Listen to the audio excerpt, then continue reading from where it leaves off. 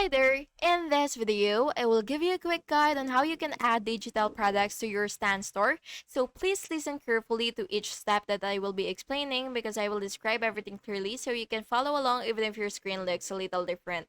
So yeah, before starting, you can make sure, you have to make sure first that you have a Stan Store Creator account and that your product files are ready to upload. So by the way, this feature is useful if you would want to sell ebooks, PDFs, templates, or digital downloads.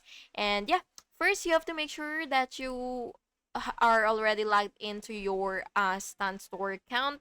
And then once you are logged in, you will go ahead to your dashboard and it should be visible right here once you're logged in. And yeah, you will click products on the left sidebar and then you will click add new product and then you will choose digital product from the options and then you will upload your file. This can be a PDF, a zip file, or